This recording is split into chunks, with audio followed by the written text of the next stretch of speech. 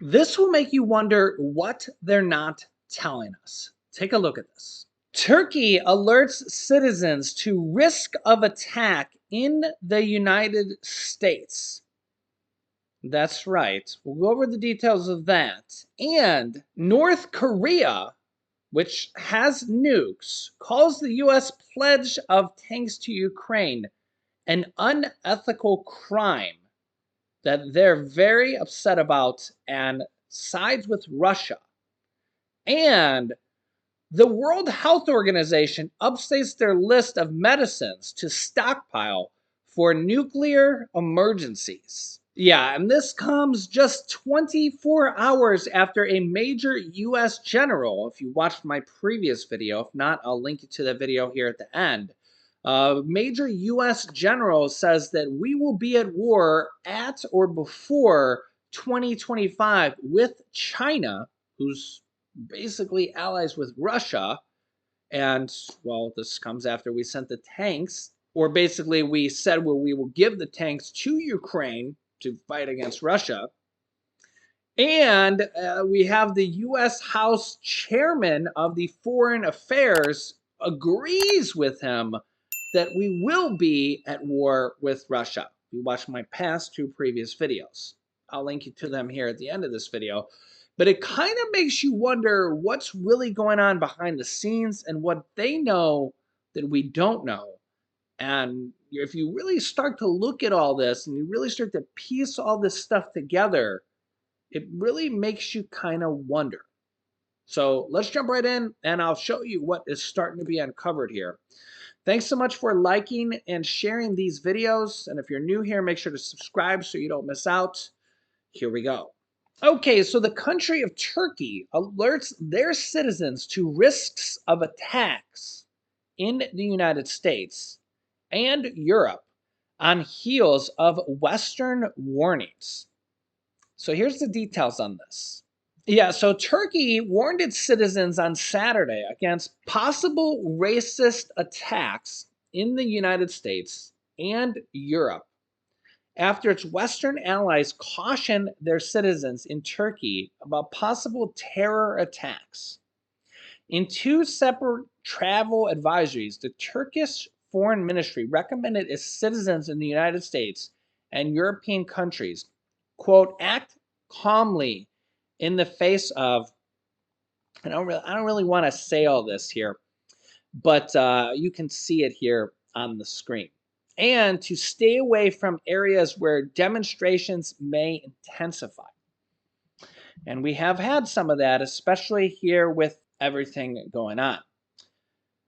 You can see here recent increases in these acts and reflect the dangerous dimensions of religious intolerance and hatred in Europe as well.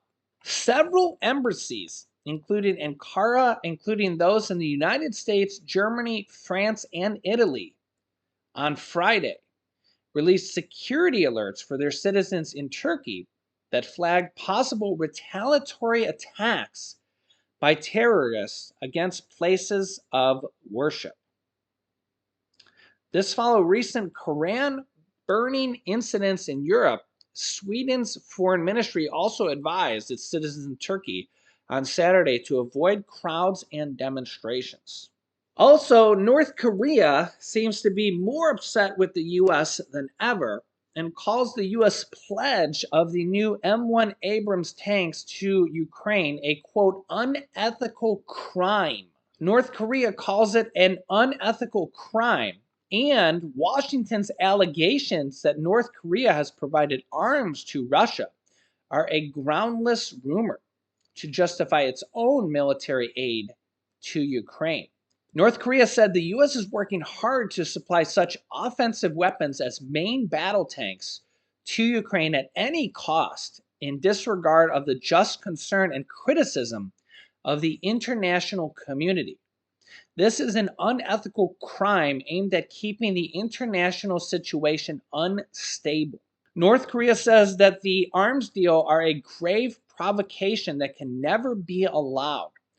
and are perpetuating them will bring a really undesirable result. And Kim Jong-un, the president's sister, denounced U.S. pledges of battle tanks and said that Washington was further crossing the red line to win the proxy war. This comes after the White House said in December that North Korea completed an initial arms delivery of infantry rockets and missiles to a private Russian military company. Yeah, so you can let me know your thoughts on this. So the question here is China supplying Russia with arms? Is North Korea supplying Russia with arms? Is Iran supplying Russia with arms? Yeah, so it's almost been confirmed that Iran is. Is China? Is North Korea? Yeah, you guys can let me know your thoughts here on this. And this further complicates things if this turns into a bigger World War III type of scenario. Are all these countries going to group up and team up together, similar to how NATO is, which the US is part of NATO, and the 30 other countries? This could be a serious scenario. And remember, it's not that just, the US is, this big, great, powerful country, which we are. The problem is that Russia has 6,000 nuclear weapons. China has thousands of nuclear weapons. The other major problem is that China has 1.4 billion people, billion with a B. The US has only 330 million people. China has 4 times the population of the United States. I don't think that anybody wants to be involved in any type of war like that. I don't think there would be any winners at all. I mean, again, think about just what one nuclear missile or bomb can do. We've seen that from World War II. I don't think that anybody wants to see anything like that. And remember, I just did a video on what former President Donald Trump just said about building a nuclear defense system. I'll link you to that video here. That was a really good video here. It just came out yesterday. You'll get to see directly what he said here in just a minute. Also, the WHO, the World Health Organization, has just all of a sudden updated their list of medicines to stockpile for a nuclear emergency. Kind of makes you wonder, right?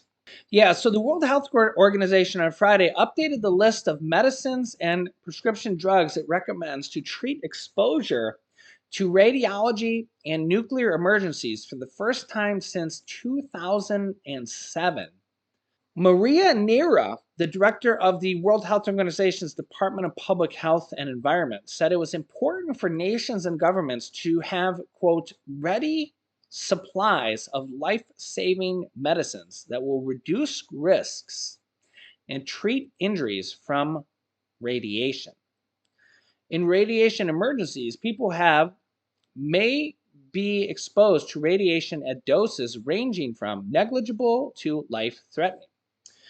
They said in a statement, governments need to make treatments available for those in need fast. The World Health Organization says a typical radiation emergency stockpile should include stable iodine to reduce the exposure of the thyroid to radioactive iodine, chelating agents to reduce radioactive cesium, which can form during nuclear fission from the body, and cytokines to mitigate damage to bone marrow. That's all this article says there, but there is a more extensive list apparently that you can look up if you want to on the internet. So you guys can let me know your thoughts here on this. We're seeing a lot of news on this. It doesn't really make the mainstream news if you're watching the 9 to 5 news on the news channel, but I'm seeing a lot of this here. So let me know your thoughts here in the comments. I'll keep you up to date here with everything going on here in our country on a daily basis. So if you haven't yet, make sure to subscribe down below to our YouTube channel so you don't miss out on new videos that come out here every day on a daily basis at 10 a.m., 3 p.m., and 8 p.m. Eastern Standard Time. Make sure to click the bell icon so you don't miss out on new videos. Thanks so much for liking and sharing these videos as well. Here's some new videos you can watch next. Here's my video with the US House of Representative, the top guy who just gave an interview with about the us going to war with China. Really big information there. And here is a video with former President Donald Trump saying about us building up our defenses to prevent this kind of stuff. So click on one of those videos next. Thanks for watching, guys, and I will see you in the next video.